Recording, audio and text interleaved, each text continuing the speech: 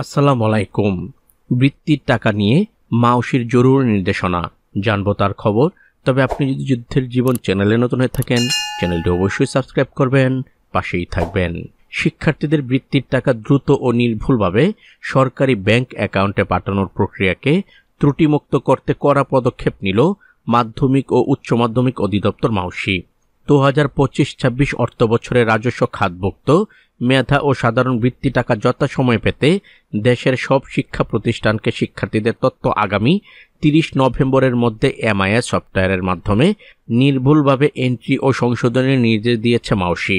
সম্প্রতি অধিদপ্তরের একিউএইট সেলের এক বিজ্ঞপ্তিতে জানানো হয়েছে, মাদ্রাসা শিক্ষা বোর্ড থেকে বৃত্তি পেয়ে সাধারণ শিক্ষায় অধ্যয়নরত শিক্ষার্থীদের তথ্যসহ সব শিক্ষার্থীর ব্যাংক সংক্রান্ত তথ্য অবশ্যই এই সময়ের মধ্যে সফটওয়্যারে আপলোড করতে হবে। নির্দেশনায় বিশেষ করে সেসব শিক্ষার্থীদের তথ্য সংশোধনের ওপর জোর দেওয়া হয়েছে যাদের বৃত্তির অর্থ ব্যাংক হিসাব সংক্রান্ত ভুলের কারণে বাউন্স হয়ে ফেরত এসেছে। এই ভুলের মধ্যে রয়েছে ব্যাংকের নাম, শাখার নাম ও রাউটিং নম্বরের ত্রুটি, যৌথ বা একক হিসাব সংক্রান্ত বিভ্রাট, অ্যাকাউন্ট ইনঅ্যাক্টিভ বা নিষ্ক্রিয় থাকা। মাওশি জানিয়েছে, আগে যেসব বৃত্তিপ্রাপ্ত শিক্ষার্থীর তথ্য সফটওয়্যারে অন্তর্ভুক্ত হয়নি, এবার তাদের তথ্য নতুনভাবে এন্ট্রি করা যাবে।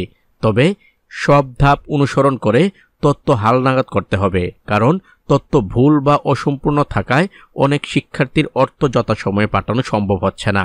শিক্ষার্থীদের আর্থিক সুবিধার বিষয়টিকে সর্বোচ্চ গুরুত্ব দিয়ে মাওশি সতর্ক করে বলেছে, বৃত্তির তথ্য এন্ট্রি বা সংশোধনে যদি কোনো ভুল বা অনিয়ম পরিলক্ষিত হয় তবে সংশ্লিষ্ট প্রতিষ্ঠানের প্রধান বা দায়িত্বপ্রাপ্ত কর্মকর্তা ব্যক্তিগতভাবে দায়ী থাকবেন।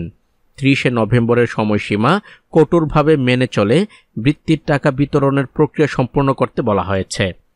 তো আজ এ পর্যন্তই, দেখা হবে অন্য এক নতুন ভিডিওতে। ততক্ষণ পর্যন্ত সবাই ভালো থাকবেন, সুস্থ থাকবেন। আল্লাহ হাফেজ।